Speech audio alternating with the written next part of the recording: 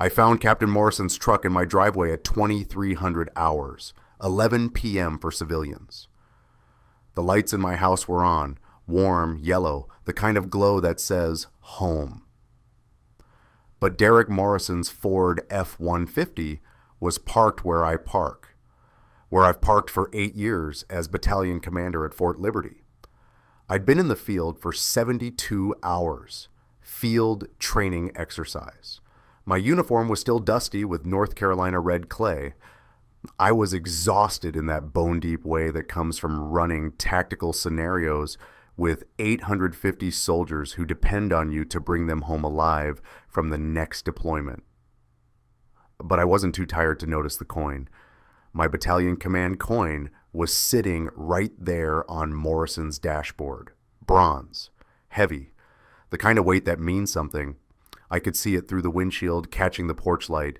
Battalion insignia on one side, eagle with crossed rifles, my name on the other, lead with honor, Colonel M.J. Brennan. I'd given him that coin 3 months ago. After a particularly successful training exercise, handed it to him in front of the entire company. Captain Morrison, you exemplify what this battalion stands for. The coin was still there, on his dashboard, in my driveway, at 2300 hours. I sat in my Jeep for 30 seconds. That's all the time I gave myself. 30 seconds to be a husband instead of a soldier, to feel what I was feeling without the filter of rank and regulation. My hands were steady on the steering wheel. That's what 19 years of military service does. Teaches you to function when your world is ending. Then I got out, walked to my front door. The handle turned before I reached it. Kate stood there, my wife of 18 years, Catherine Marie Brennan, 38 years old, co-leader of the Family Readiness Group, the woman who coordinates support for 150 military families when their soldiers deploy. Former Army nurse until a car accident in 2018 left her with chronic pain and a medical discharge. She was wearing a t-shirt, gray cotton, soft from washing, but it wasn't mine. Riverside Community Church, Honduras 2024 in orange letters. Wrong unit. Captain Morrison's unit, not mine. I'd deployed to Africa. He'd been stateside, helping with a mission trip. Marcus, her voice was bright, too bright. You're home early. I thought you said Sunday. Change of plans. My voice came out flat, controlled. Is that Morrison's shirt? She looked down. For half a second, maybe less, something crossed her face. Then the smile returned. Oh, this? I grabbed the wrong shirt from the laundry. You know how it is. All those unit shirts get mixed up during FRG events. I nodded, stepped inside, set my field pack down with care, the same care you use when you're disarming an IED. Everything by procedure, everything methodical. His truck's in the driveway, I said. FRG emergency. She was already moving toward the kitchen, putting distance between us. Captain Walker's wife had a crisis. Derek came over to help coordinate. He just left. Must have forgotten something. Probably ran back inside for his phone. As if summoned, Morrison came down our stairs. Our stairs. 33 years old, company commander, one of my direct reports. I'd been mentoring him for 3 years, grooming him for major. Sir. He couldn't quite meet my eyes. Colonel Brennan, I was just getting your phone, I offered. Yes, sir. Left it charging in the kitchen. The kitchen, not upstairs, but he'd come from upstairs. Found it then? I asked. His hand went to his pocket. Empty. Must be in my truck. Sorry to intrude, sir. Late night FRG emergency.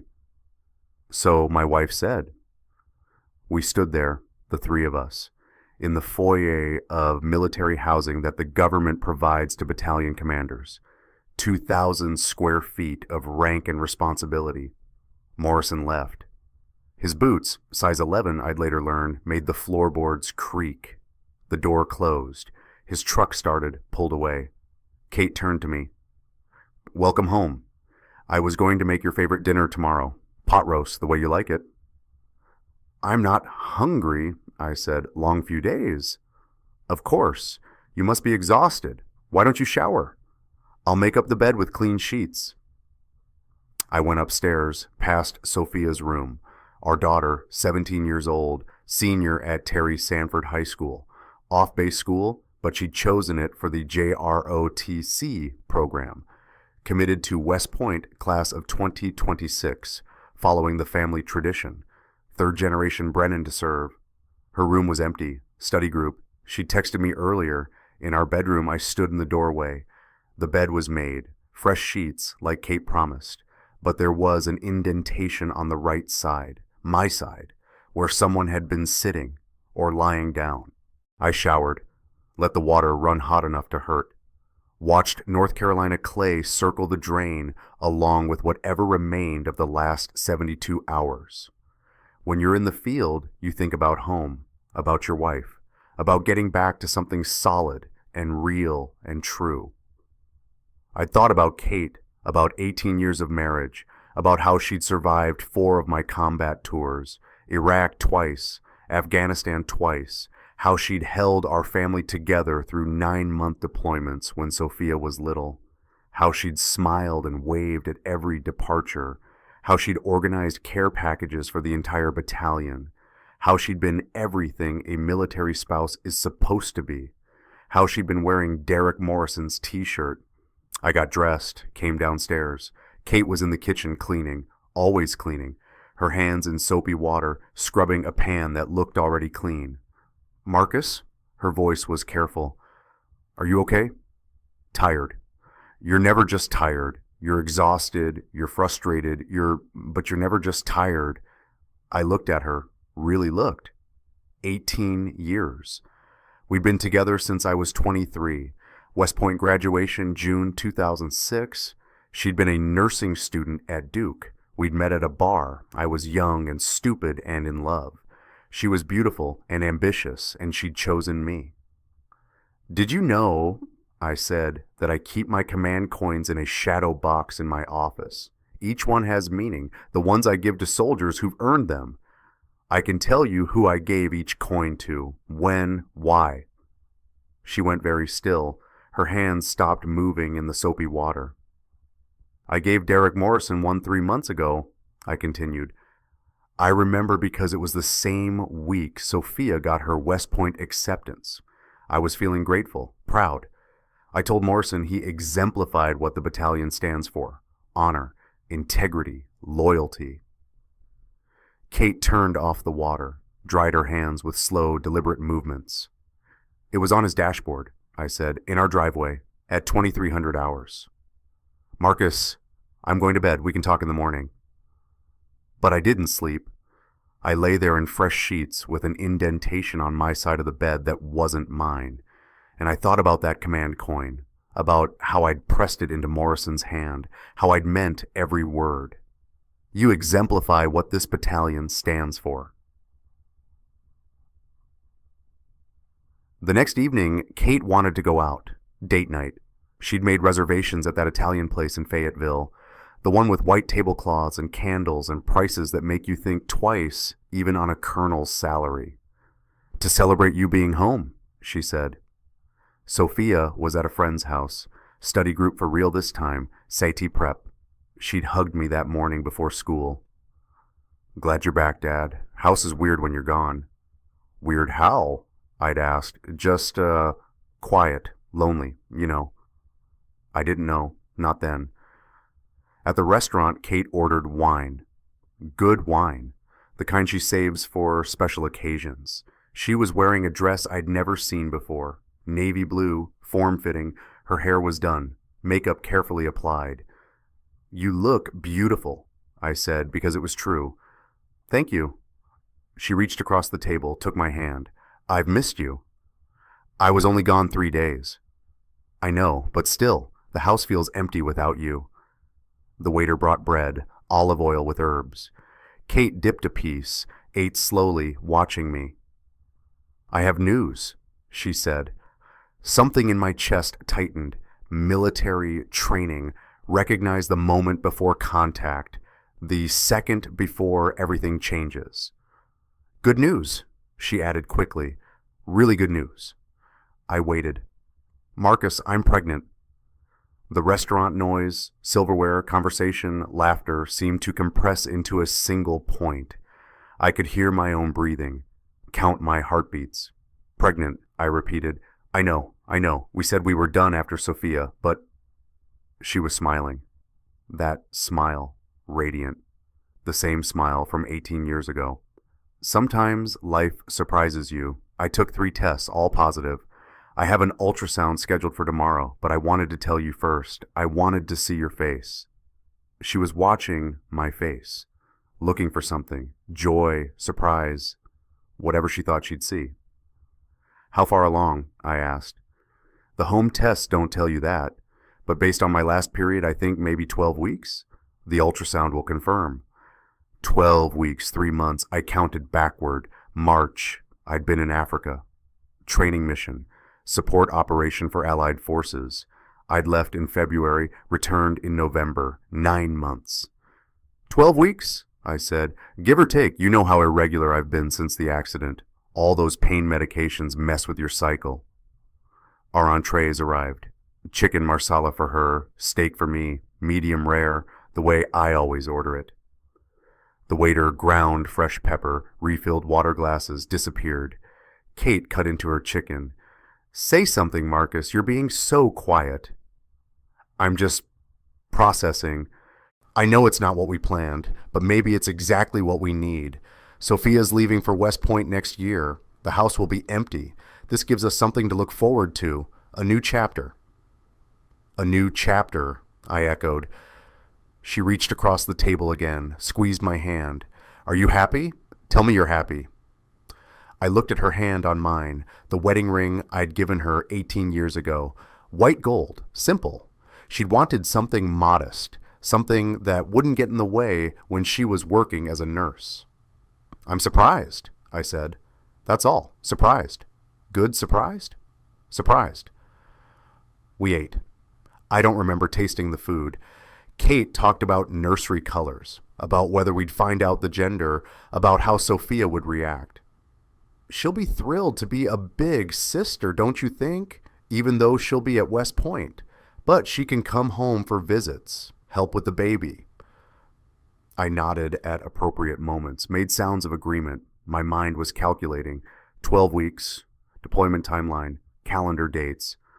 After dinner at home, Kate showed me the ultrasound photo she'd already framed. 5x7 silver frame.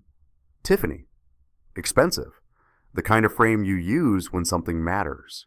The ultrasound was thermal paper, black and white, grainy. The kind of image that means nothing until someone explains it. See? She pointed. That's the head. That's the spine. 12 weeks. They confirmed it. You already had the ultrasound? I asked. This afternoon. I couldn't wait. I was so excited. They had a cancellation, so I took it. I hope you don't mind. I wanted to surprise you with good news. The header read, Womack Army Medical Center, our base hospital, where all the military families go, where Sophia was born 17 years ago, where I'd held Kate's hand through 36 hours of labor and an emergency C-section that nearly killed them both. The doctor said everything looks perfect, Kate continued. Strong heartbeat, measuring right on track. Due date is early August. August? I said. Perfect timing, right? Before Sophia leaves for West Point, she can meet her little brother or sister before she goes. I held the frame. The glass was cold. The ultrasound image was already starting to fade the way thermal paper does, but the header was clear, Womack Army Medical Center. And in the corner, small but readable, 12 weeks, 3 days. 12 weeks and 3 days ago was March 20th. I'd been in Africa, training Allied forces in counterinsurgency tactics, 7,000 miles from Fort Liberty, from North Carolina, from my wife. Marcus, Kate was watching me again. You're doing it again, being quiet. Just tired, I said. It's been a long week. This is a lot to process. I know, but good, right? This is good news? It's news, I said. I went upstairs to my office, small room, desk, filing cabinet, bookshelf, framed photos on the wall, my father in his Army service uniform, Gulf War veteran, died in 2019. Heart attack, sudden. He'd been healthy until he wasn't. His father, my grandfather, in Vietnam-era fatigues. Wounded twice. Came home, raised my dad to serve. 3 generations of Brennan men in uniform. On my desk was my West Point class ring, gold with black onyx stone, USMA 2006 engraved on the sides, eagle insignia. Inside the band, barely visible, duty, honor, country. I'd worn it every day for 19 years, through 2 wars, through promotions and commands and a career built on the oath I swore at graduation. I twisted the ring off my finger, first time in 19 years. The gold was warm from my body heat. There was a pale band of skin underneath, softer, protected, like the ring had been guarding that piece of me.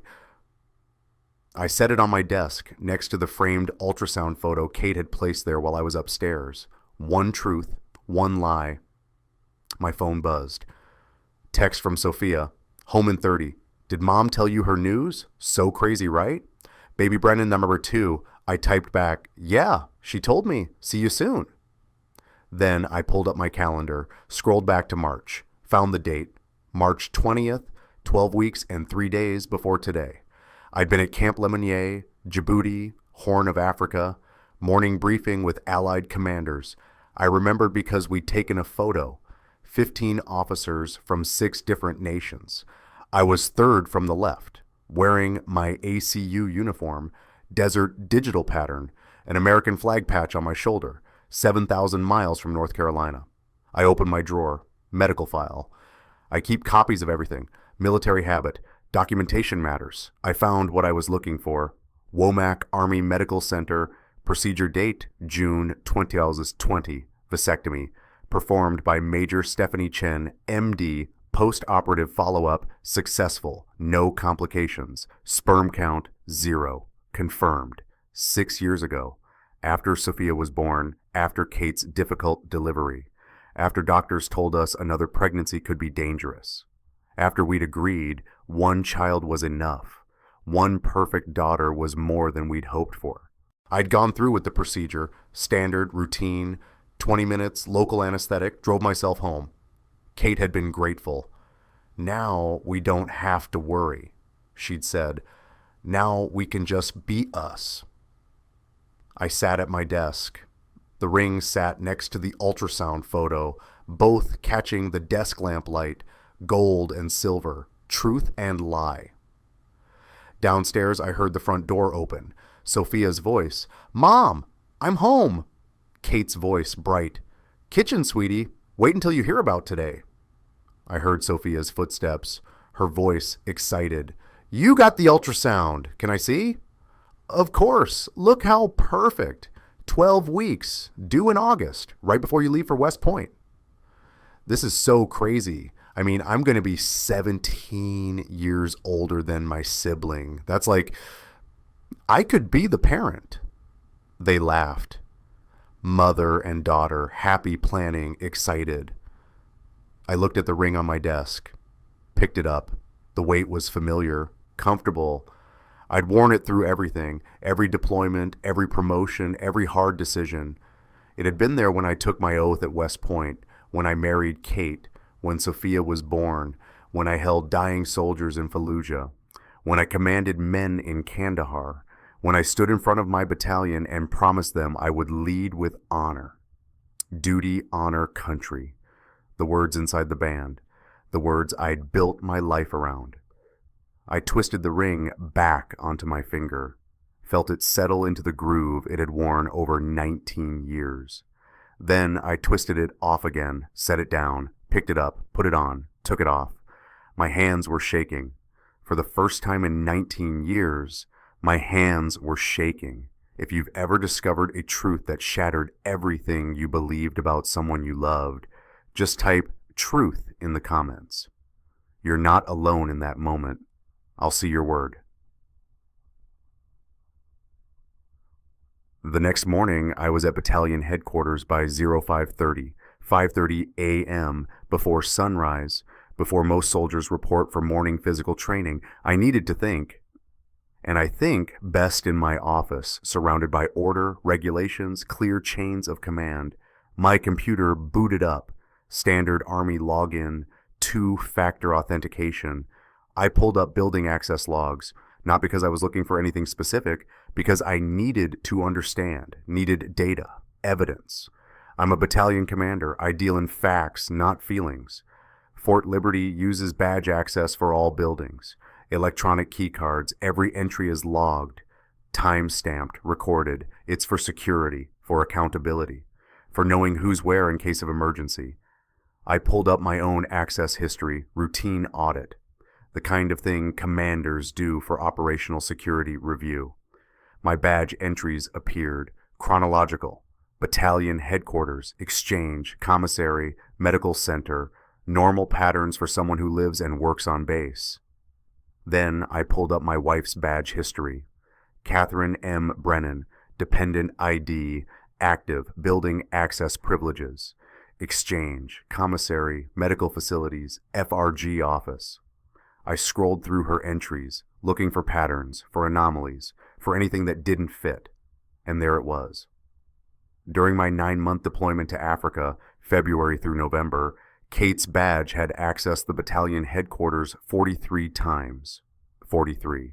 Late evening entries. Between 2100 and 2300 hours, 9 p.m. to 11 p.m. I pulled up building maps. Her badge had accessed the executive floor, where company commanders have their offices, where Captain Derek Morrison's office is located. 43 times. I sat back. The office was quiet.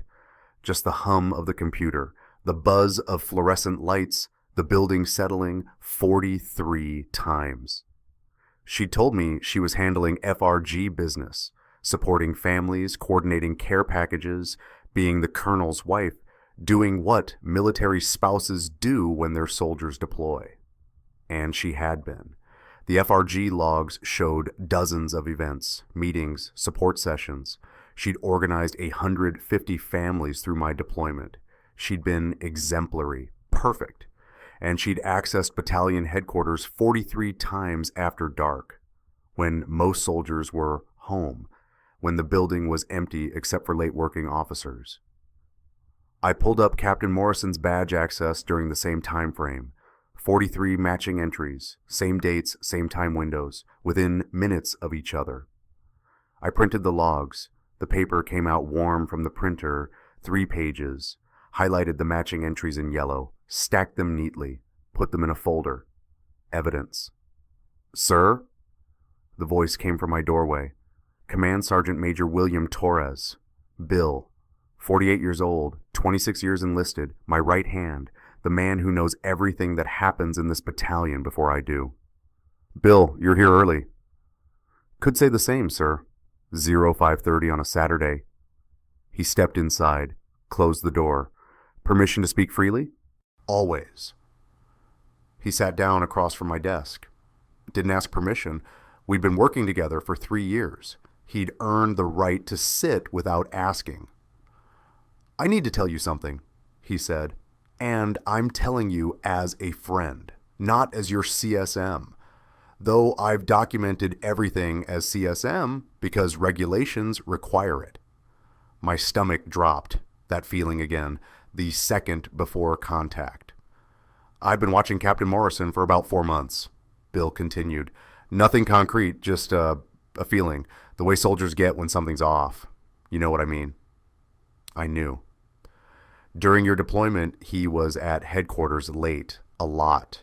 Said he was working on training plans, which was true. I saw the plans. Good work. But also, he trailed off, looked at my desk, at the folder I'd just printed, at the yellow highlighted pages visible through the manila. Your wife was here too, sir. FRG business. Legitimate.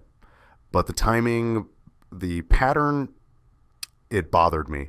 So I documented time logs, building access, vehicle registrations in the parking lot. Regulations require CSMs to report patterns that might affect unit readiness and command climate. He slid his own folder across my desk, thicker than mine. More pages, more documentation. I'm sorry, sir. I hoped I was wrong. But after seeing Morrison's truck at your house the other night, I cannot tell you. Not when it affects your family. Not when it might affect this battalion. I opened his folder. Badge access logs, same as mine, but also vehicle registration logs from parking lot cameras. Morrison's F-150 in the headquarters lot. Timestamps, dates, all matching Kate's badge entries, and more. Base exchange receipts. CSMs track everything. Anomalies in purchasing patterns. Morrison's credit card, men's clothing, size medium, I wear extra large. Purchased during my deployment. Cologne, jewelry, a bracelet, silver, engraved. How did you get his credit card records? I asked. I didn't. I got these receipts from the exchange lost and found. Morrison filed a report last month, missing receipts. He wanted copies for his monthly budget report. Soldiers do that. Track every dollar. Exchange provided copies. I was the one who processed his request. Bill's voice was careful. Everything I have is legal, sir. Nothing obtained outside regulations. Why are you telling me this now? Because you're home. Because I saw his truck at your house. Because your wife just announced she's pregnant. He looked at me dead on. And because I know you had a vasectomy 6 years ago. Your medical file is in battalion records. I'm your CSM. I see everything. The room was very quiet. Sir, Bill said gently, there's a pattern. And it's been going on for 11 months, maybe longer. I only started documenting 4 months ago when I noticed the late-night building access. But looking back, the pattern started in February, right when you deployed. 11 months, almost a year, the entire deployment and beyond. The FRG roster, Bill said, your wife maintains it. Contact information for all families. There's a notation next to Rebecca Morrison's name, Derek's ex-wife. Do not contact, do not invite to events. I thought that was odd. Rebecca Morrison has been part of this battalion community for 6 years, volunteered at every FRG function, then suddenly about a year ago she's blacklisted, no explanation. He pulled another page from his folder, the FRG roster, 8 pages stapled together, Kate's handwriting in purple ink filling the margins. Notes about families, who needs help, who's struggling, who to call first in emergencies, and there, next to Derek Morrison's number, a small heart. Purple ink, doodled like a teenager, and Rebecca Morrison's name circled hard enough that the pen had gone through the paper. Do not contact. Sir, I'm giving you this because I believe you need to know. Not because I want to destroy your family, but because you're my commander, and commanders need to operate with full information. Whatever you decide to do with this, I'll support you. But you need to know. He stood, saluted, even though we were indoors, even though we were friends, because sometimes the formality matters. Sometimes respect is all you have left. Thank you, Sergeant Major, I said. Sir. He left, closed the door, left me sitting there with 2 folders, his and mine, both telling the same story. I looked at the deployment shadow box on my wall, glass-fronted wooden frame, 24 inches by 18, dark walnut. My Afghanistan deployment, 2023-2024, my uniform patch, photos of my team, medals pinned to felt backing, Bronze Star with V device, combat action badge, purple heart ribbon from Fallujah years ago. Welcome home gift from Kate. She'd made it herself, arranged everything, spent hours getting the photos just right, presented it to me at the welcome home ceremony, in front of the entire battalion, in front of 850 soldiers and their families. So you never forget what you did, she'd said, so everyone can see. I got up, walked to the shadow box, looked closer at the photos. There, background of one photo, candid shot. Someone's camera catching a moment, me talking to my soldiers. And behind me, out of focus but visible, Kate, in civilian clothes, hugging another soldier, comforting, supporting, being the colonel's wife. But the soldier was wearing the wrong patch. Not my battalion insignia, a different unit, Captain Morrison's unit, the Honduras mission trip patch, orange letters on gray cotton, the same shirt I'd seen her wearing 2 nights ago. In the photo, her hand was on his shoulder, his arms around her, both of them smiling, and I'd been 7,000 miles away, believing she was home, safe, faithful, mine. I stood there looking at the shadow box, at the medals I'd earned honestly, at the uniform I'd worn with pride, at the evidence of service that Kate had carefully arranged to honor me, while she'd been honoring someone else. Monday morning, I sat across from Colonel Rachel Stevens in her JAG office, Judge Advocate General, military attorney, 44 years old, 20 years of service. She'd prosecuted more UCMJ violations than anyone at Fort Liberty. Her office was sterile. Regulation, law books on shelves, framed diplomas, a photo of her shaking hands with a 3-star general, everything precise. "Colonel Brennan," she said, "I reviewed the documentation you sent, the building access logs, the purchase records, the timeline correlations. And I need to see the medical records, both yours and the ultrasound appointment records from Womack." I'd brought them, had them ready, slid them across her desk. She read in silence. Her face gave nothing away. That's what makes her good at her job. No reaction, just analysis. After 5 minutes, she turned her computer screen toward me. "I pulled the appointment records from Womack's system. Your wife's ultrasound appointment, March 22nd. She pointed at the screen. "Do you see this field? Dependent ID used for scheduling." I looked. The field contained a 10-digit number. "That's not your dependent ID," Rachel said. "That's Captain Morrison's active duty service number. He scheduled the appointment, used his military health benefits to book it. Then someone, presumably your wife, changed the primary contact name to yours after the fact. But the scheduling ID doesn't change. It's locked once the appointment is created." My chest felt tight. "That's fraud." "Yes, military benefits fraud. Use of government resources for unauthorized purposes. And more importantly, for your situation, it's proof that Captain Morrison knew about the pregnancy before your wife told you, knew it was his, and used his military credentials to arrange prenatal care." She pulled up another screen. "The appointment was made on March 15th, 7 days before the actual ultrasound. According to your wife's statement to you, she only found out she was pregnant a few days ago.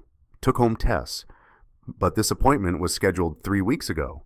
Someone knew, and that someone used military dependent benefits that belonged to Captain Morrison." "Can you document this?" I asked. "I already have. This is discoverable evidence in any UCMJ proceeding. Adultery is still an offense under Article 134.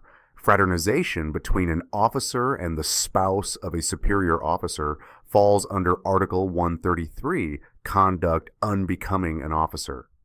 But the benefits fraud, that's federal. That's prosecutable outside of military justice." She closed her laptop, looked at me with something that might have been sympathy. "Colonel Brennan, I'm sorry. I know this isn't what you wanted to hear, but you asked me to verify the facts. These are the facts. The appointment was scheduled by Captain Morrison. The prenatal care has been ongoing for at least 3 weeks, possibly longer, and the medical records indicate this pregnancy was known and planned well in advance of any disclosure to you." "Planned," I repeated. "The evidence suggests premeditation. I'm sorry." I drove back to my quarters in silence, parked in the driveway. Morrison's truck wasn't there, just mine. Just Kate's Honda CR-V with the Army wife bumper sticker. Inside, the house was quiet. Sophia was at school. Kate was in the kitchen. She'd hung the ultrasound photo on the refrigerator, secured it with a magnet shaped like a baby booty, pink and blue, gender neutral, until we know. She smiled when she saw me. "Hey, I didn't expect you home for lunch." "Need to talk to you," I said. "Sure, let me make you a sandwich. Turkey and Swiss, your favorite?" "I don't want a sandwich, I want the truth." her hands stilled on the bread. Marcus, what's wrong? When did you find out you were pregnant? I told you, a few days ago. Home pregnancy tests. When exactly? I don't know. Thursday? Friday? Why does it matter? I pulled out my phone, showed her the screenshot Rachel had sent, the appointment record from Womack. This says the ultrasound appointment was scheduled March 15th, 3 weeks ago. She looked at the screen. Something flickered across her face. Then the smile returned, forced. Oh, that.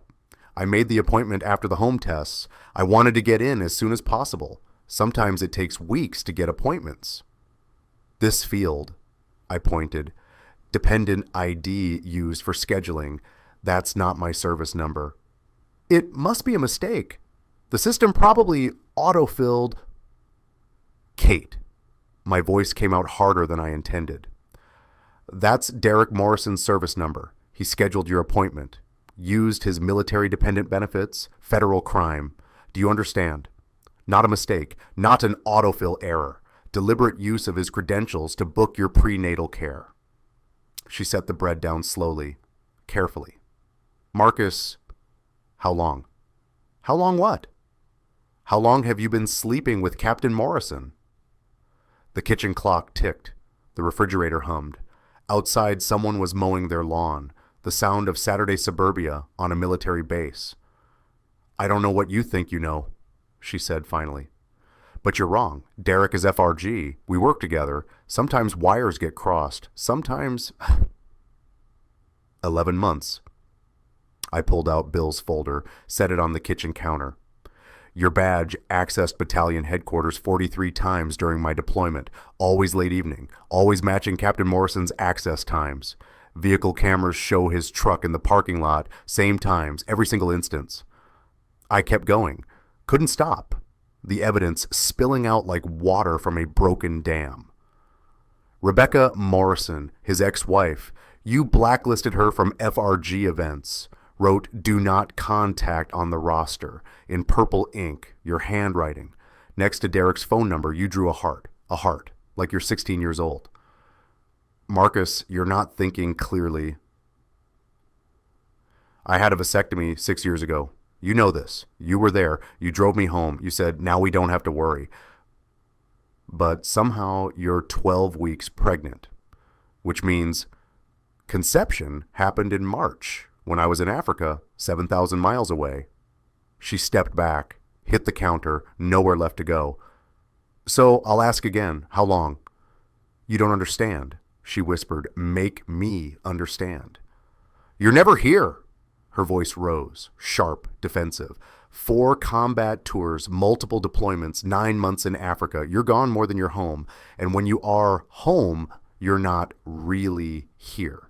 You're at headquarters. You're with your soldiers. You're planning the next mission. When was the last time you asked me how I was doing? Really doing? So you slept with my subordinate. He listened to me. He was there. He saw me. Not the colonel's wife. Not the FRG coordinator. Me, Catherine, the woman I was before all of this. And got pregnant. She touched her stomach, protective. This baby is a blessing. This baby is not mine. Biologically, maybe not. But Marcus, you could be. You could raise this child. You could show your battalion what grace looks like, what forgiveness looks like. You're always talking about honor and duty, and you're quoting my values back at me to justify this? She straightened, found her footing. You always say Brennan men serve. The mission comes first. Well, this is your mission now. This baby needs a father. Derek isn't ready. He's not mature enough. But you are. You're a battalion commander. You lead 850 soldiers. You can lead this family through this. I stared at her. At this woman I'd married 18 years ago. This woman I'd trusted with my life, my daughter, my career, my name. You want me to adopt your lover's child, I said slowly, and you're framing it as my duty. I'm framing it as grace, as the kind of man I thought you were. What happens if I say no? She picked up her phone, held it like a weapon.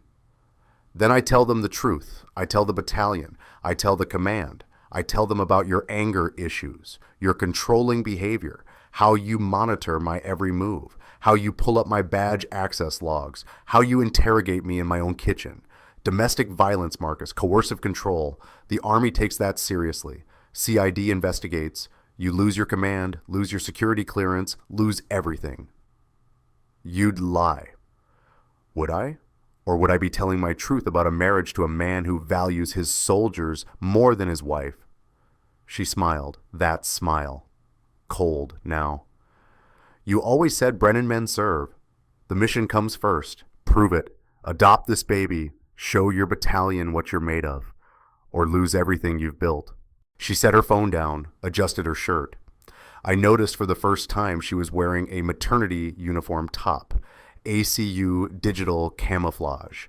Name tape, Brennan. But the rank tabs were wrong. Captain insignia, not colonel. Why are you wearing captain's rank? I asked. She looked down, touched the Velcro tabs. Oh, must have grabbed Derek's by mistake. We were sorting uniforms at FRG. You're wearing his rank, on your uniform, with my name on it. She ripped the tabs off, wadded them in her fist. You're being paranoid. You're seeing things that aren't there. You need help, Marcus. Professional help.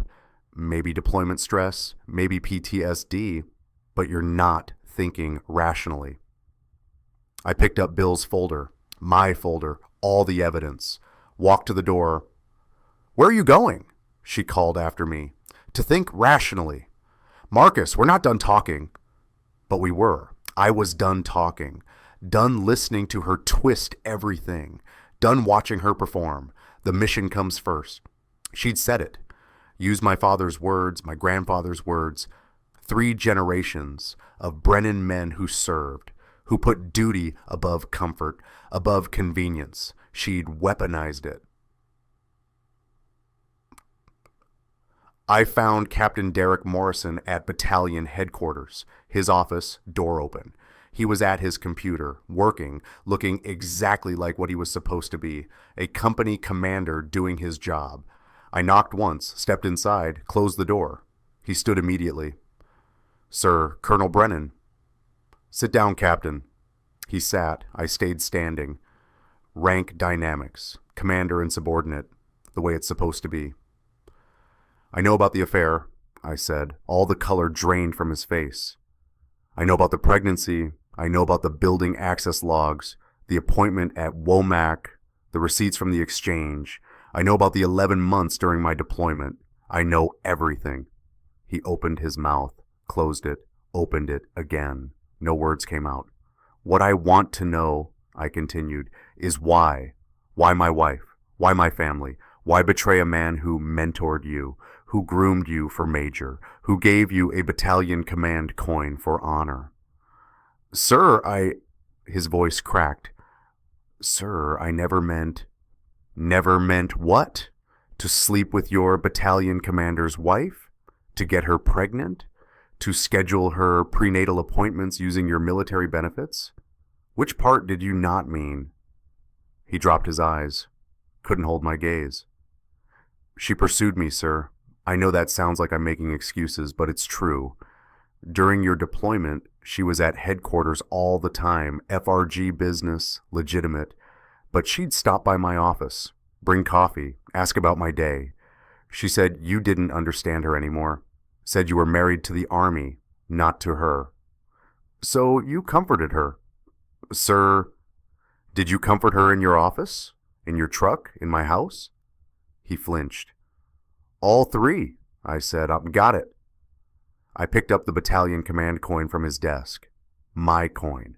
The one I'd given him 3 months ago. Bronze, heavy. Lead with honor engraved on the back. You know what this means? I held it up. This coin, it means you exemplify what this battalion stands for. I said that. In front of your entire company. I meant it. The coin slipped from my hand. Hit his desk with that distinctive metallic clink. Solid, substantial. The sound of something that meant something. Sir, please, I'll do anything. I'll transfer. I'll resign. Just don't... Don't what? Don't tell your soldiers? Don't file UCMJ charges? Don't destroy your career the way you destroyed my marriage? Sir, his voice was desperate now, pleading. She told me you knew. She said you had an arrangement that you'd agreed to an open marriage because of the deployments. I know that sounds crazy, but I believed her. She showed me texts, said they were from you, giving permission. Texts from me, giving permission for you to sleep with my wife. I know how it sounds, but I was lonely, divorced. My ex-wife left because of the deployments, because of this life, and Catherine was there. She understood. She knew what it was like to be married to the Army. I looked at him, really looked. 33 years old, company commander, 120 soldiers under his command, men and women who trusted him to lead them, to make decisions, to exemplify honor. You're a coward, I said quietly, not because you slept with my wife, not even because you got her pregnant, but because you're sitting there making excuses, blaming her, blaming loneliness, blaming me, taking no responsibility for your own choices. Here's the question that matters. When someone betrays you, then tries to make you responsible for their choice, would you accept that? Type accountability if you believe people own their actions no matter the circumstances. Or type context if you think loneliness during deployment gives someone license to betray. What do you believe? Because how you answer tells you who you are. Whatever you chose, I knew my answer. And it would cost me everything. You're dismissed, Captain, I said. This conversation never happened. For now, but it will. Officially. Through proper channels. Be ready. He nodded. Couldn't even salute properly. His hand was shaking too badly. I left. Walked through battalion headquarters. Soldiers everywhere. Morning training complete. Admin work beginning. Specialists and sergeants and officers doing their jobs. Building readiness. Preparing for deployment. Trusting their chain of command. Outside in the parking lot, a woman was standing by my Jeep. Petite, blonde, 32 years old. I knew her from FRG events, before she'd been blacklisted. Rebecca Morrison, Derek's ex-wife. Colonel Brennan, she said, I'm sorry to ambush you, but I need to talk to you. About Derek, about your wife, about something you need to know.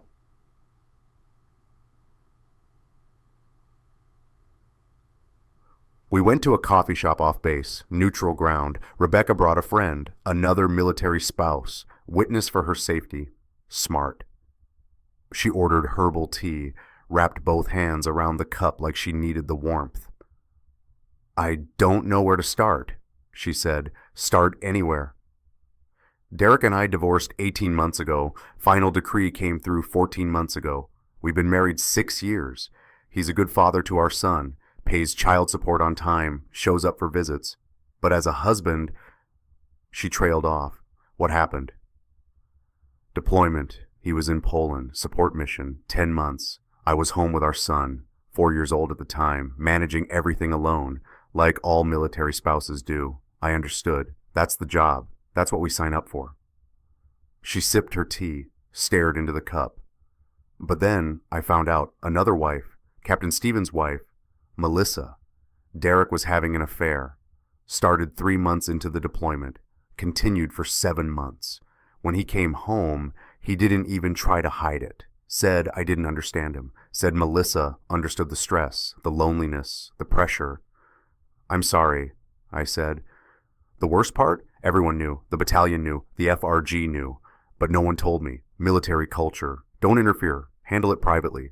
So I filed for divorce, took our son, started over. Why are you telling me this? She looked up, met my eyes. Because your wife isn't the first.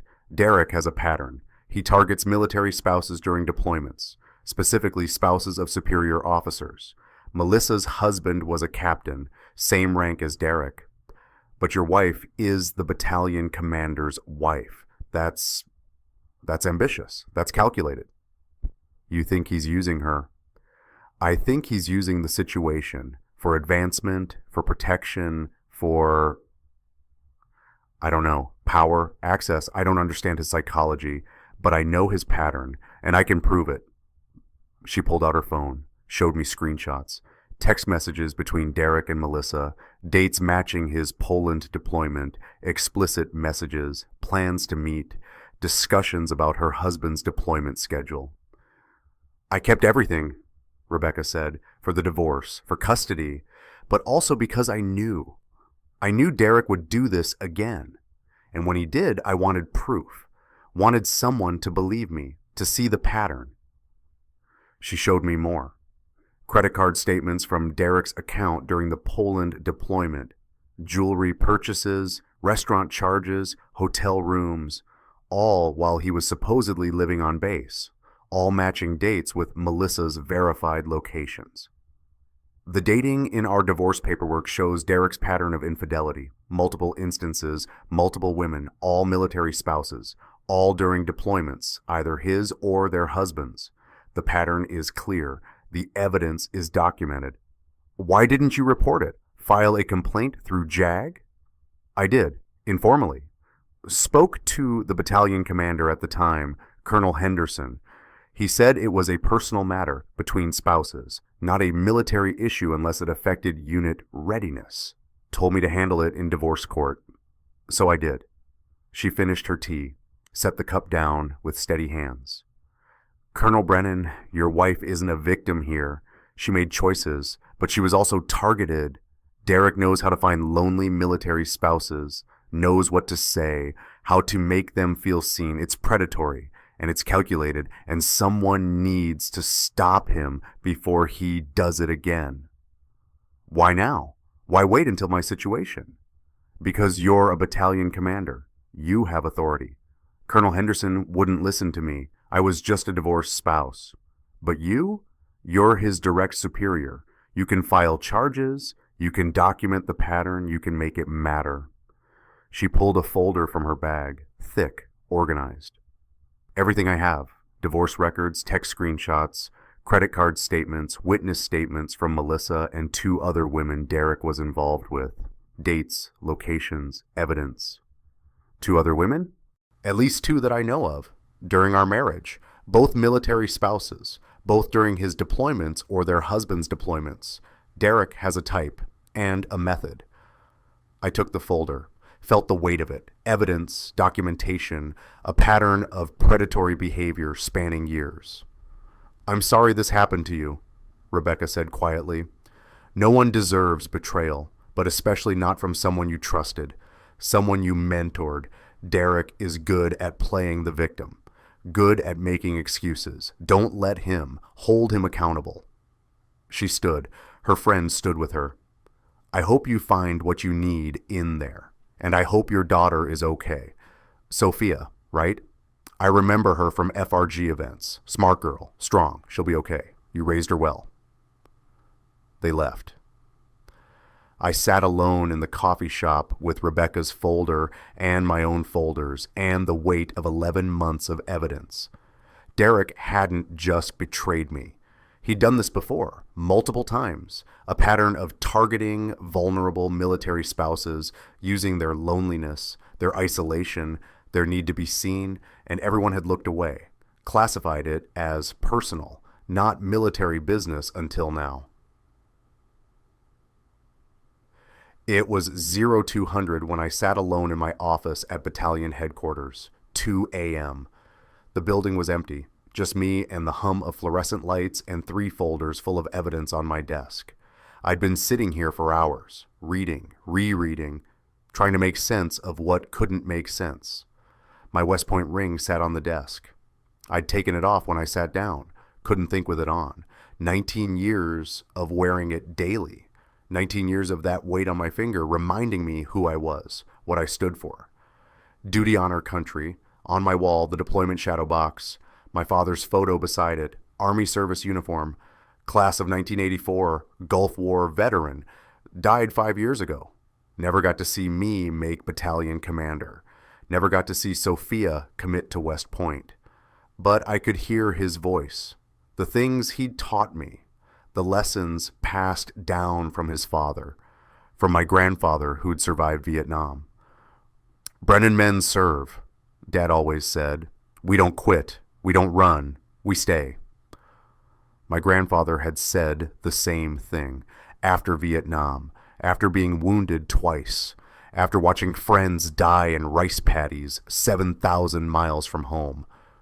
Brennan men serve. That's what we do. That's who we are. 3 generations of military service.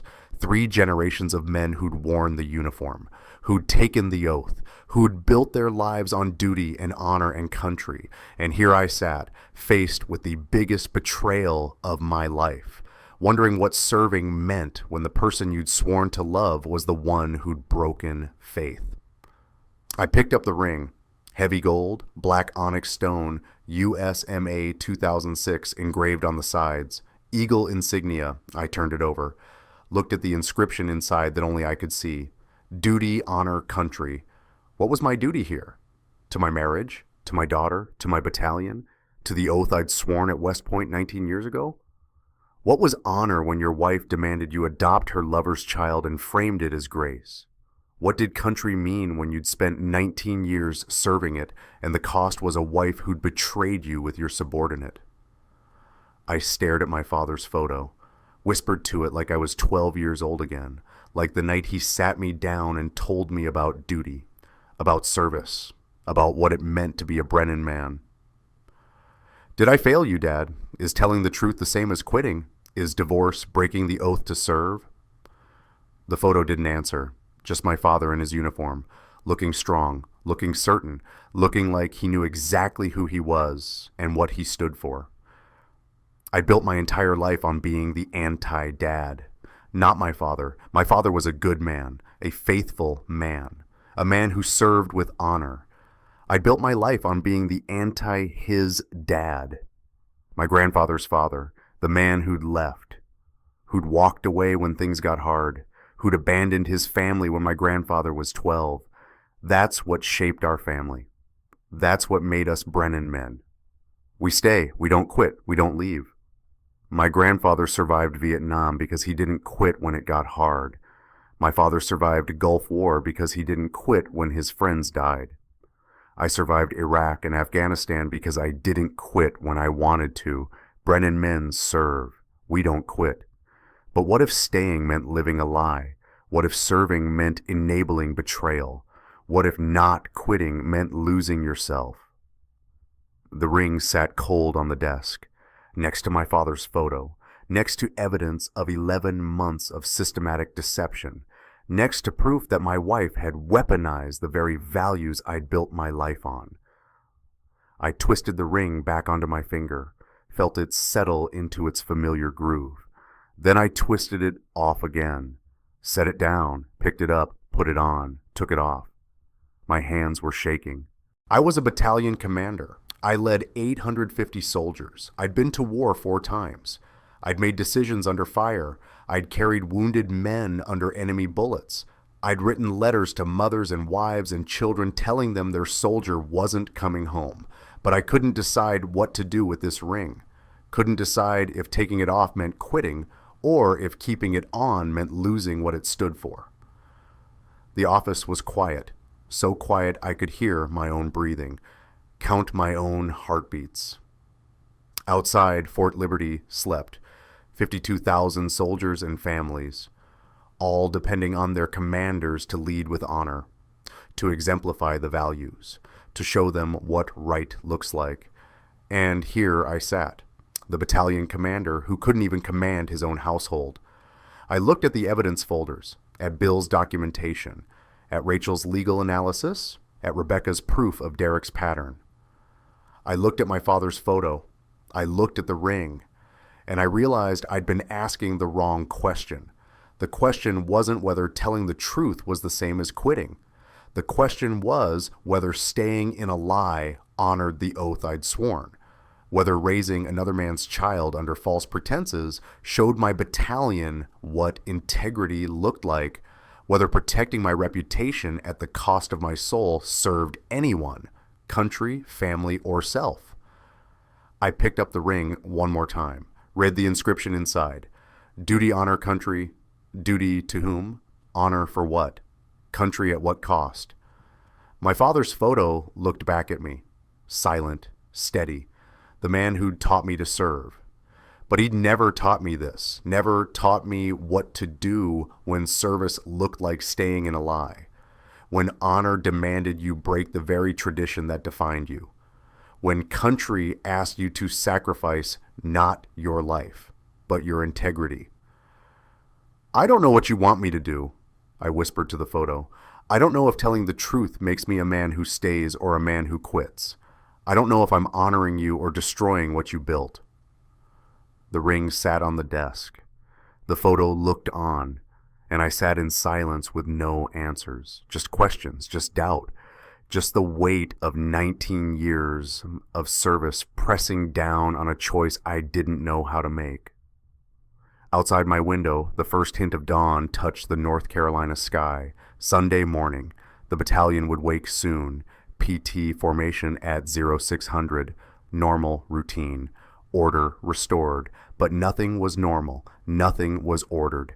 Everything I'd built my life on was sitting on my desk in 3 folders full of evidence that the woman I'd married 18 years ago had systematically destroyed us while I was serving overseas.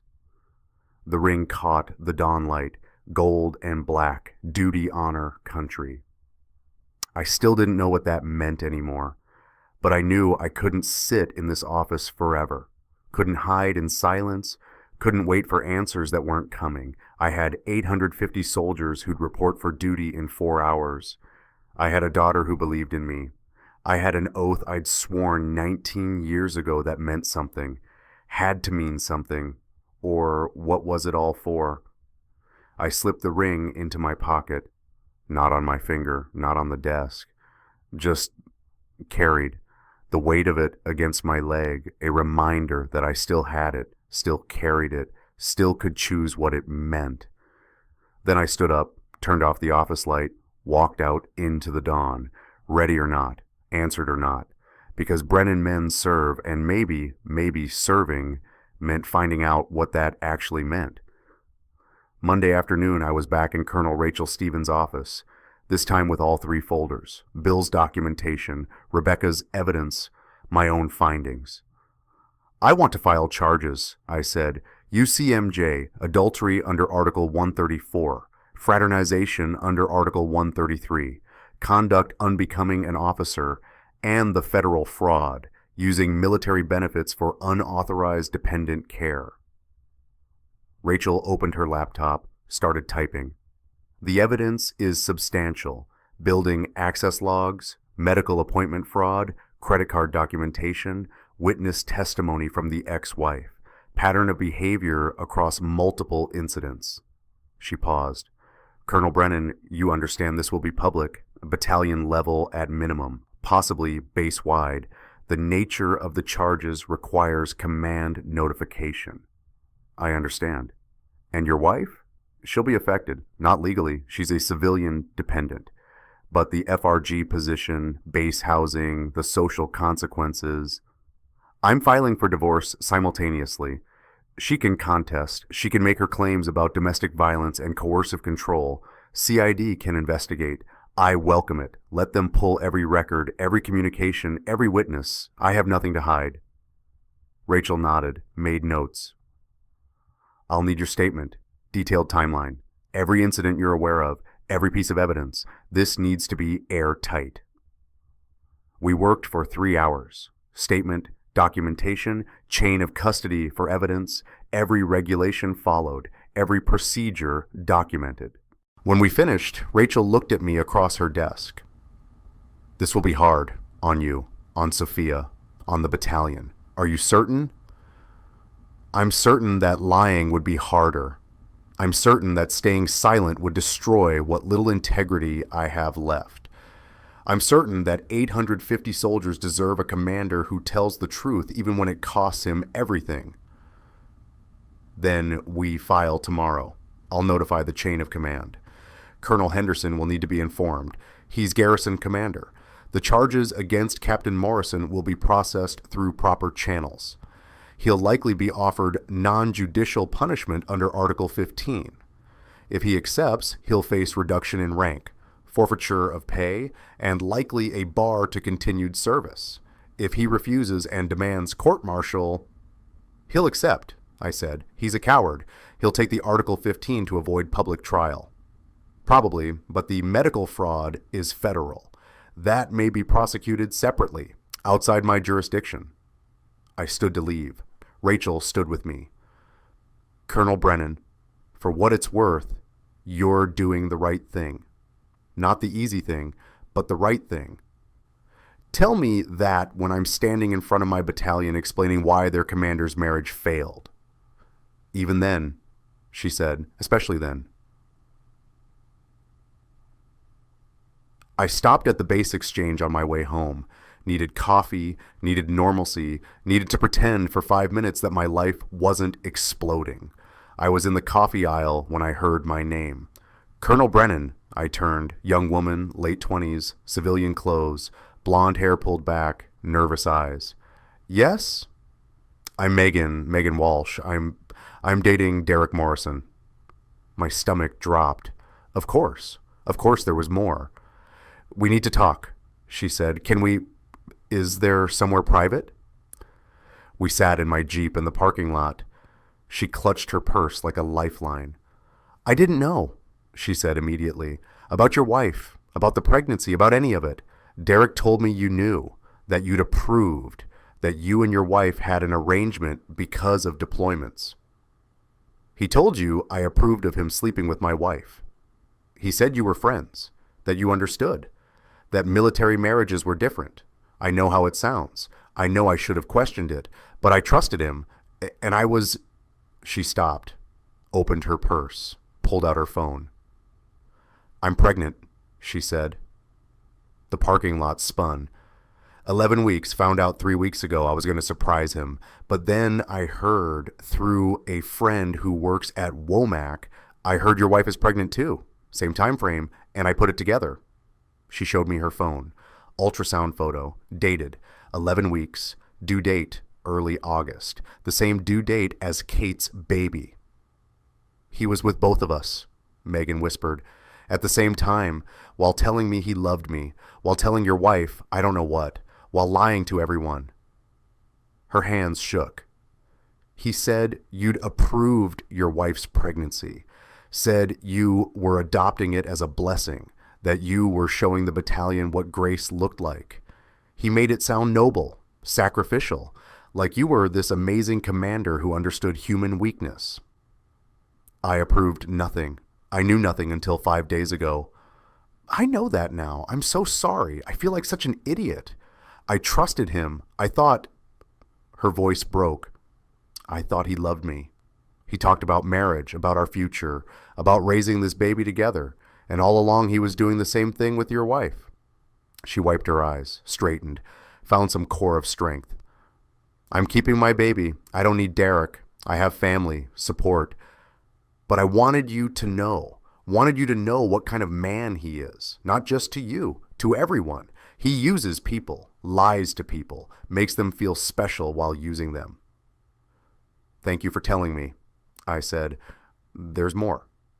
She pulled out a folder, smaller than Rebecca's, but still substantial. Text messages between Derek and me. He talks about your wife, about how she's handling you, about the timeline, about making sure the pregnancies don't overlap in a way that looks suspicious. He planned this. All of it. She handed me the folder. I hope this helps. I hope you destroy him. Not for me, I'll be fine. But for your daughter, for your soldiers, for every woman he'll do this to next if someone doesn't stop him. She got out of my Jeep, paused with the door open. He told me you were a great commander, said you'd understand because you valued loyalty and honor. He was right about one thing. You do value those things, which is why you'll do what's right, even when it costs you. She closed the door, walked to her car, drove away. I sat in the exchange parking lot holding another folder, another woman's pain, another piece of evidence. Derek Morrison hadn't just betrayed me, hadn't just targeted vulnerable military spouses in a pattern. He'd been maintaining multiple relationships simultaneously, lying to everyone, using everyone, playing them against each other. And he'd used my values, my honor, my commitment to service as cover. Told Megan I'd approved, told Kate I would adopt, made himself the victim and me, the noble commander, showing grace. He'd weaponized everything I stood for, and now 2 women were pregnant, 2 babies, same due date, same father, different mothers who'd both been lied to. I started the Jeep, drove home, parked in my driveway. Inside, I could hear voices. Sophia was home, talking with Kate, laughing about something. I sat in the driveway for 5 minutes, listening to my daughter laugh, knowing I was about to shatter her world the way mine had been shattered. But she deserved the truth, not the comfortable lie, not the performance of a happy family. The truth, even if it destroyed her image of me, even if it broke her faith, even if it cost me the one relationship I had left that mattered, because Brennan men serve. And maybe serving meant protecting your daughter from lies even when the truth hurt. I found Sophia in her room, homework spread across her bed, history textbook, SAT prep materials, West Point admissions folder. "Dad," she smiled, "Mom said you'd be home late, work stuff. Can we talk downstairs in my office?" Her smile faded. "Is everything okay?" "No, but it will be, eventually."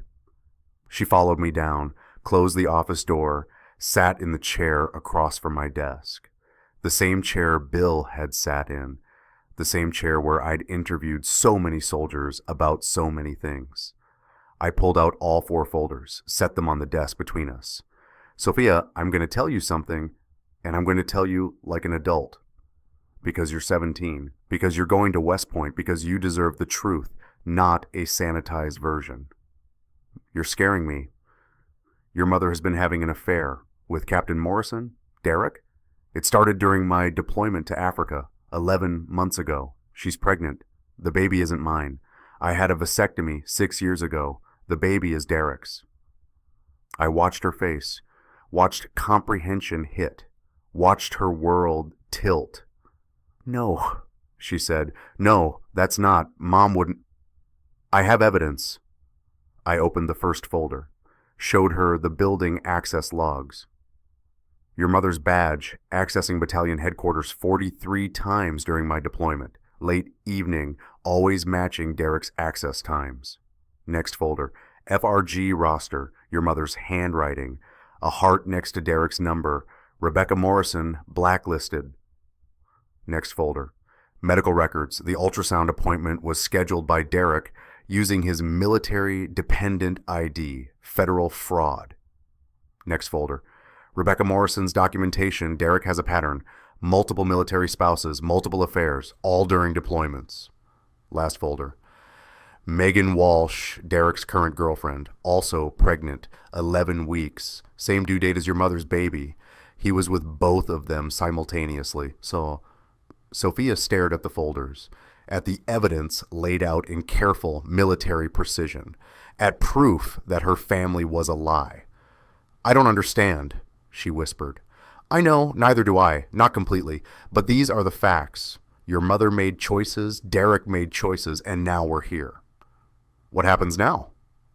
"I filed UCMJ charges against Derek, adultery, fraternization, conduct unbecoming, federal fraud charges for the medical benefits. I'm filing for divorce. Your mother will contest. She'll make claims about me. CID will investigate. It will be public. The battalion will know. The base will know. My friends will know." Her voice was small. "Everyone at school, the JROTC unit, West Point admissions." "Yes." She dropped her head into her hands. "This is going to ruin everything. My applications, my interviews, my recommendations. They'll see my family falling apart and think I'm not stable enough for West Point. Or they'll see that you came from a family that valued truth over appearance. That when we faced the hardest thing, we chose integrity. That's not how it works, Dad. That's not how any of this works. This will follow me. It will define me. The girl whose mom cheated with her dad's subordinate. That's what I'll be." I wanted to comfort her, to promise it would be okay, to protect her from the consequences of other people's choices, but I couldn't, because I didn't know if it would be okay. Didn't know if West Point would understand. Didn't know if she'd forgive me for telling the truth instead of protecting her from it. "I'm sorry," I said. "I'm so sorry this is happening, but I can't lie. Not to you, not to my battalion, not to myself, even if telling the truth cost me everything." She looked up, eyes red. "You always said Brennan men don't quit. Don't leave. Grandpa said it. Great-grandpa said it. You've said it my whole life, and now you're leaving Mom. You're quitting on the marriage." "I'm not quitting. I'm refusing to stay in a lie." "Sounds like quitting to me." She stood, walked to the door, paused with her hand on the handle. "You know what the worst part is? I told my friends God was real because of how you and Mom loved each other. I brought people to church because I wanted them to see what marriage should look like. I made your marriage my proof, and now I don't know what to believe anymore." She left, slammed the door. Her footsteps pounded upstairs. Her bedroom door slammed. I sat alone in my office, surrounded by evidence, by choices I'd made, by truth I'd told that had broken my daughter's faith. My desk drawer was slightly open. I pulled it fully open. Inside, under my medical files and official paperwork, was an envelope, yellow, sealed. My name written in my father's handwriting. I'd found it after he died, in his personal effects, filed with his will and his military records, a letter addressed to me, sealed with instructions, open when being a Brennan man gets hard. I'd kept it for 5 years, through his death, through my promotions, through deployments and commands, and a career built on his example. Never opened it, never needed to, until now. I picked up the envelope, felt its weight, paper and ink and words from a dead man who'd somehow known I'd need them. I broke the seal, unfolded the letter, my father's handwriting, blue ink, precise, military. "Marcus, if you're reading this, something hard happened, something that makes you question what it means to be a Brennan man, what it means to serve. Your grandfather told me a story once, Vietnam, 1968. His commanding officer ordered him to falsify a report, to cover up a mistake that got men killed. Your grandfather refused. Said Brennan men don't lie, not even when ordered, especially not when ordered. He was court-martialed, temporarily, until the truth came out, until other soldiers testified, until his refusal to lie exposed corruption that would have gotten more men killed. Your grandfather survived Vietnam because he wouldn't lie even when it cost him, because he understood that serving means protecting what's right, even when, especially when, it costs you. I learned the same lesson in Gulf War. A superior officer endangered men through incompetence. I reported it, filed official complaints, went against chain of command, got investigated, got threatened, but the investigation revealed the truth. The officer was removed. Lives were saved. I survived because I reported the truth. Because I understood that loyalty to people doesn't mean loyalty to their mistakes. Marcus, you're reading this because you're facing something similar. A choice between staying and truth, between tradition and integrity, between what looks like serving and what actually serves. Let me tell you what Grandpa told me, what I'm telling you now. Brennan men serve the truth. We protect what's right. We don't stay in situations that compromise our integrity just because leaving looks like quitting. Service means different things at different times. Sometimes it means staying in hell. Sometimes it means having the courage to leave hell. The trick is knowing which is which. If you're reading this, you know which it is. Trust that. Trust yourself. Trust the oath you swore. Duty, honor, country doesn't mean duty to lies. It means duty to truth. Choose truth. Even when it costs everything, especially when it costs everything, I'll be proud of you either way. But I'll be proudest if you're brave enough to protect your integrity, even when the people you love call it betrayal. Brennan men serve, but we serve the oath, not convenience. We serve truth, not tradition. I love you. I'm proud of you. And I trust you to know what's right. Dad. I read it twice, 3 times. My father's voice in my head, his wisdom from beyond death, permission from the patriarch to do what I already knew I had to do. There was a knock on my office door. "Come in." Sophia opened the door. Her eyes were red. She'd been crying. She held something in her hands. She came in, sat down, set it on my desk. My West Point ring. I'd left it in my pocket. Must have fallen out upstairs. She'd found it. "I read Grandpa's letter," she said quietly. "It was sitting on your desk. I know I shouldn't have, but I saw his handwriting and I needed to hear from him." Sophia, he knew.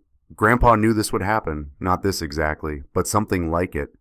And he wrote you a letter telling you it was okay to choose truth. She picked up the ring, turned it over, read the inscription inside. Duty, honor, country. I've been thinking about this all my life, what it means. I'm going to West Point because of this, because of what you taught me it meant. Duty to country, honor in service. But I never understood the country part. Not really. She looked at me. But I think I do now. Country isn't just geography. It's not just the flag or the anthem or the military. It's the idea, the principle, the thing we're supposed to be protecting. Truth, justice, integrity, right? Yes. So when you serve the country, you're serving those principles. And when you stay in a lie, even to protect your family, even to save your reputation, you're not serving the country, you're betraying it. She set the ring on the desk between us. Grandpa wrote, "Brennan men serve the truth. Your grandfather survived Vietnam because he wouldn't lie even when ordered. I survived Gulf War because I reported a superior who endangered men. Service means protecting what's right even when it costs you." Her voice broke. "Especially when it costs you." Tears ran down her face. "I'm sorry, Dad. I'm sorry I said you were quitting. You're not quitting. You're doing the hardest thing. You're telling the truth when lying would be easier, when staying would be more comfortable, when hiding would protect me from embarrassment." Sophia, "No, let me finish. You're showing me what service actually means. Not blind tradition, not staying because leaving looks weak, but protecting truth even when everyone you love calls it betrayal. That's what this ring means. That's what Grandpa wanted you to know. That's what you're teaching me." She picked up the ring, held it out to me. "This meant something to you. It can mean something to me too, but only if I get to choose what. Only if I understand that duty means truth, and honor means integrity, and country means protecting what's right." I took the ring, slid it into my pocket. "You keep it. When you go to West Point, when you get your own, remember what it really means." "You'll need it before then," she said, "for what comes next." "What comes next?" "You're going to tell your battalion, aren't you? You're going to stand up in front of 850 soldiers and tell them the truth, even though it makes you look weak, even though it destroys your image, because they deserve to know their commander doesn't lie." "Yes. Then you'll need this." She pressed the ring into my palm, closed my fingers around it. "Because when you stand up there, you need to remember what you're protecting. Not your reputation, not your marriage, not your comfort, the truth, the oath, the principles that ring stands for." She stood, walked to the door, paused. "Dad, I'm proud of you. Grandpa would be proud of you. And when I get to West Point, when I take my own oath, I'll remember this. I'll remember that service sometimes means having the courage to tell the truth, even when everyone wishes you'd stayed quiet." She left, closed the door gently this time. I sat alone with my father's letter, my daughter's forgiveness, my West Point ring, and for the first time in a week, I knew exactly what I needed to do. Monday morning, battalion formation, 850 soldiers in ranks, company commanders in front of their units, staff officers positioned, Command Sergeant Major Torres beside me, full dress uniform, Class A, Army service uniform in Army green, every medal earned honestly, Bronze Star with V device, combat action badge, Purple Heart ribbon, Afghanistan deployment patch, battalion insignia, colonel rank on my shoulders, nameplate Brennan, the weight of it all, the wool fabric, the brass buttons, the metals pulling the fabric forward, everything I'd earned over 19 years of service. I stood before my battalion, every eye on me, every soldier watching, waiting for Monday morning announcements, training schedules, deployment prep, normal routine. Bill called them to attention. Battalion, Atentayan. 850 soldiers snapped to. Perfect synchronization, perfect discipline. The result of training and leadership and trust in chain of command. At ease, I said. They relaxed. Parade rest, hands behind backs, eyes forward, still formal, still military, but listening now. I called this formation, I began, to address something personal, something that affects this command, something you deserve to know. I could feel the tension, soldiers shifting, glancing at each other, wondering. I'm addressing you like this because I believe you deserve the truth. Not rumors, not gossip, not the story you'll hear in the barracks or the PX or the commissary. The truth. From me, your commander. I paused, let that settle. Felt my voice crack once, just once, on the next sentence. Let it crack. Let them hear it. Let them see that I was human. I'm telling you this because I'd rather lose everything than lie to you. Some of you will deploy under my command.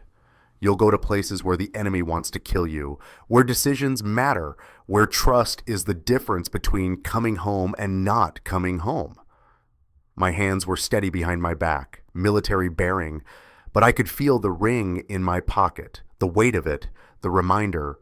You need to know that when I say something, it's true, even when the truth makes me look like a fool, especially when the truth makes me look like a fool.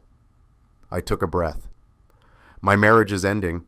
My wife had an affair with a member of this battalion. She's pregnant. The child isn't mine. UCMJ charges have been filed. Divorce proceedings have begun. This will be public. It will affect unit morale. It will generate gossip and speculation and judgment. The formation was absolutely silent. 850 soldiers not moving, not breathing, just listening. I'm telling you this because I want you to hear it from me first. I want you to know that your commander doesn't hide from hard truths, doesn't perform integrity while living a lie, doesn't ask you to serve with honor while refusing to live it himself. My voice was stronger now, more certain. Some of you will judge me. Some will think I'm weak for not handling this privately. Some will think I should have stayed quiet, protected my reputation, maintained the appearance of a solid family. I scanned the formation, made eye contact, let them see my face. But I'm standing here telling you this because integrity matters more than reputation. Truth matters more than comfort. And you, all of you, deserve a commander who believes that, who lives it, who will tell you the hard truth even when lying would be easier. Pause. Let it land. My marriage failed, but my oath didn't. I swore to lead with honor, to exemplify the values, to show you what right looks like, and right looks like telling the truth even when it costs you everything. Another pause, longer this time. You may have questions, you may be confused, you may wonder if this affects your deployment readiness or your mission or your future. It doesn't. This battalion will continue to function. Training will continue. Deployments will continue. Your leadership remains committed. Your mission remains clear. I straightened, full military bearing. What changes is this. You now know that your battalion commander meant what he said about integrity, that when he asks you to serve with honor, he knows what that costs, that when he tells you something, it's true. I nodded to Bill. Sergeant Major, sir. Dismiss the formation. Yes, sir. Battalion, Atentian. They snapped back to attention. Dismissed. The formation broke, soldiers moving to their duty stations, talking quietly, processing, some looking back at me, some avoiding eye contact, some nodding. Respect, understanding, or maybe just shock. I stood there until they'd all dispersed, until only Bill remained. "Sir," he said quietly, "that was the hardest thing you'll ever do." "No," I said. "The hardest thing was deciding to do it." "How do you feel?" I thought about it, checked my internal state, the weight on my chest, the tightness in my throat, the exhaustion that went beyond physical.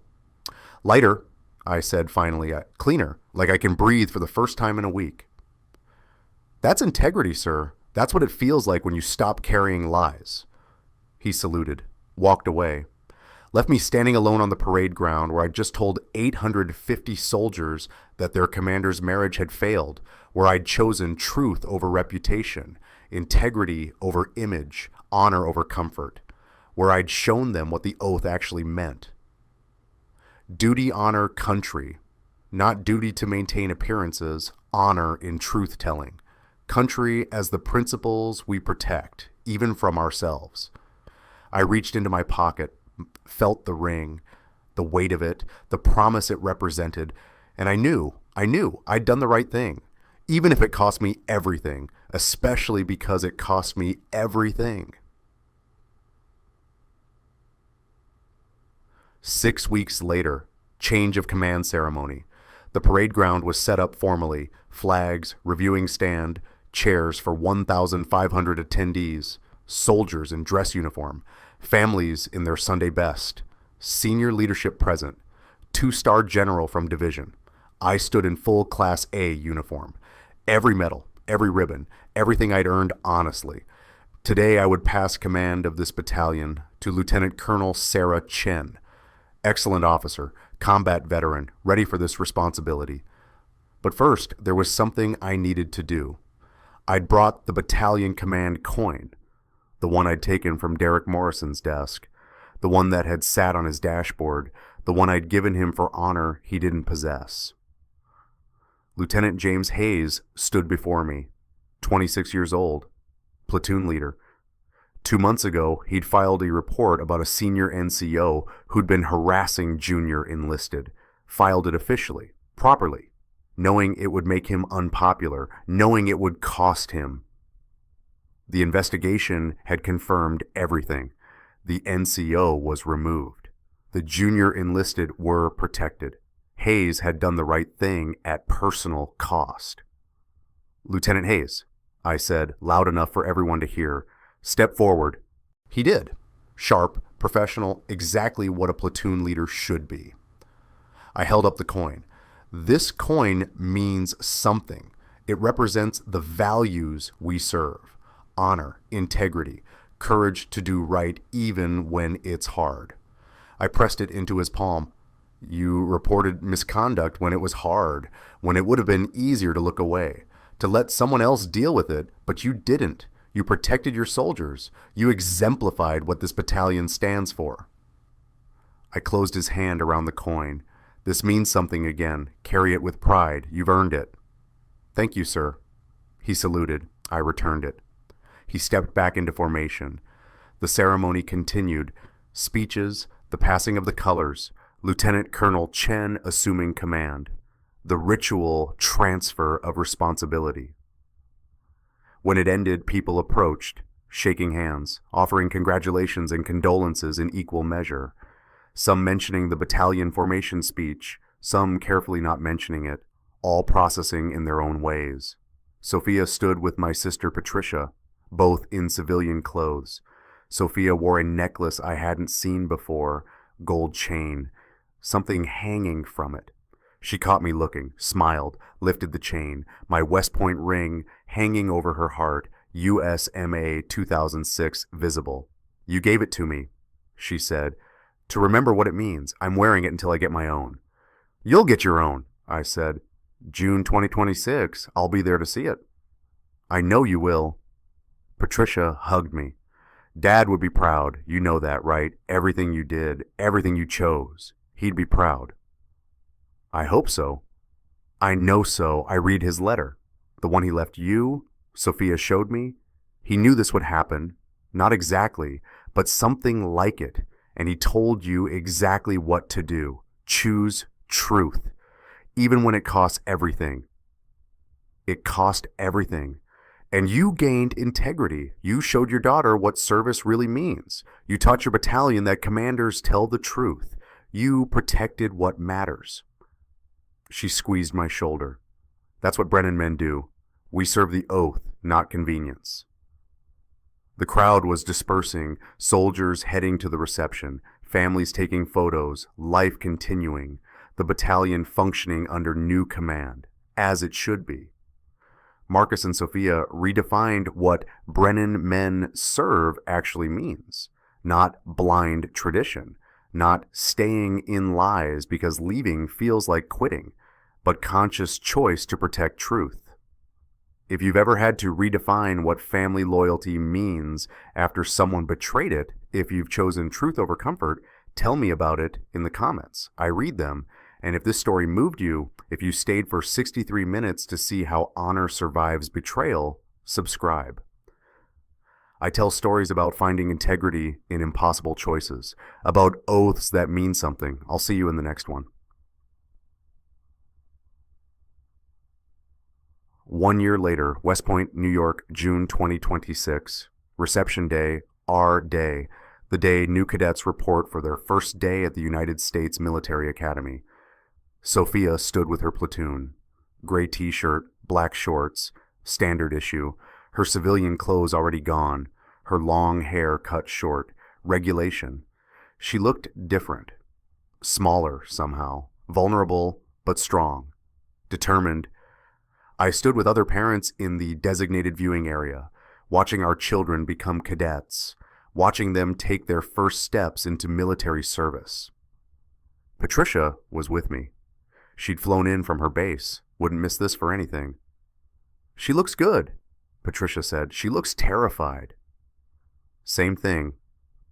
We watched as the platoon leaders barked orders, as new cadets scrambled to comply, as the machinery of West Point turned civilians into soldiers. Later, during the brief family visit period, Sophia found us, still in her gray shirt and shorts, still reeling from the first few hours. "This is insane," she said. "I don't know what I'm doing. I don't know if I can do this." "You can," I said. "You're a Brennan. We serve." She touched her neck. Under her gray shirt, barely visible, a chain. My West Point ring hanging from it. She'd been allowed to keep it. Personal item, motivation. "I keep touching it," she said, reminding myself what it means. Duty, honor, country. But also what you taught me, what Grandpa's letter said, that serving means protecting truth, even when it costs you. Especially then. "I'm going to make you proud, Dad." "You already have." She hugged me, quick, military efficient. Then she was gone, running back to her platoon, to our day, to the beginning of her own service. Patricia and I walked back to the parking lot in silence. "You did good," she said finally. "Everything that happened, the way you handled it, the truth you told, the example you set, she'll carry that her whole career." "I hope so." "I know so. She's wearing your ring, not because she has to, because she wants to, because she understands what it means. You taught her that." I drove back to Fort Liberty, back to my new position, promoted to full colonel, director of officer development, teaching the next generation of leaders, sharing the lessons I'd learned about integrity, about truth-telling, about serving the oath, not convenience, about the difference between staying in lies and choosing what's right. The baby, Derek's son, was born in August. Healthy, 8 pounds, 4 ounces, perfect. Megan and Derek had married, gotten counseling, worked through their issues. They adopted the baby that Kate delivered, raised him alongside their biological son born 3 days later. 2 boys, 2 sons, both loved, both wanted, both raised by parents who'd learned from their mistakes. Kate had gotten treatment, therapy, support through the VA. She'd started an advocacy program, helping military spouses deal with deployment trauma, isolation, the pressures of military life. She'd found purpose, found meaning, found a way to turn her mistakes into something that helped others. We weren't friends, weren't close, but we were civil, respectful, co-parenting Sophia from a distance, both committed to her success, even if we couldn't be committed to each other. Derek had resigned his commission, left the army, started over in the civilian world. He sent me a letter once, apologizing, taking responsibility, acknowledging that he'd used people, betrayed trust, violated the values he'd sworn to uphold. I didn't respond, didn't need to. His consequences spoke for themselves. But I kept the letter, filed it with all the evidence, all the documentation, all the proof that telling the truth had been the right choice, even when it cost everything. 2 years after that, West Point graduation, May 2030, Sophia stood in line with her classmates, dress gray uniform, full regalia, about to receive her diploma, about to become Second Lieutenant Sophia Marie Brennan, third generation of Brennan women and men to serve, following her grandfather, her great-grandfather, her father, but doing it her way, on her terms, with full understanding of what service meant. The ceremony was long, speeches from generals and politicians and distinguished graduates, traditions dating back to 1802, the passing of the torch from one generation to the next. When Sophia's name was called, she walked across the stage, shook hands with the superintendent, received her diploma. Then she turned, found me in the crowd, reached under her collar, pulled out the chain she'd been wearing for 4 years, my West Point ring, USMA 2006, the one I'd given her, the one she'd carried through beast barracks and plebe year and 4 years of academic and military training. She held it up, gold, catching the sunlight, visible from where I sat. Then she tucked it back under her uniform, over her heart, where she'd kept it. Later, at the reception, she showed me her own ring, USMA 2030, gold with black onyx, eagle insignia, inside the band, Duty, Honor, Country. "I'm giving yours back now," she said. "I don't need it anymore. I have my own." "Keep it," I said. "Pass it on, when you have someone who needs to know what it means." "Are you sure?" "I'm sure. It served its purpose, reminded you what matters. Now it can remind someone else." She hugged me. Second lieutenant now. Officer, leader. Everything I'd hoped she'd become. "Thank you," she whispered, "for teaching me, for showing me, for choosing truth when you could have chosen comfort. I wouldn't be here without that." "You earned this yourself." "But you showed me what it meant, what service really means. Grandpa's letter said it. You lived it, and I'll carry it forward." She stepped back, saluted me, officer to officer, equal respect between equals. I returned it, sharp, precise, proud. And I thought about my father, about his letter, about his permission to choose truth, even when it cost everything, about my grandfather, who wouldn't lie even when ordered, who survived Vietnam because he protected what was right, about 3 generations of Brennan men and now 1 Brennan woman who'd learned the same lesson. That service means different things at different times. That duty isn't blind obedience, it's conscious choice to protect truth. That honor isn't maintaining appearances, it's living with integrity even when it costs you. That country isn't just geography, it's the principles we swore to defend. Brennan men serve, Brennan women serve, but we serve the oath. Not convenience, we serve truth. Not tradition, we serve what's right. Even when, especially when it costs us everything. That's what the ring means, that's what the oath means, that's what I taught my daughter, and that's what she'll teach the soldiers she leads. Truth, integrity, honor, duty, the real kind, the hard kind, the kind that costs you everything and gives you back yourself. That's service. That's what we do. That's who we are.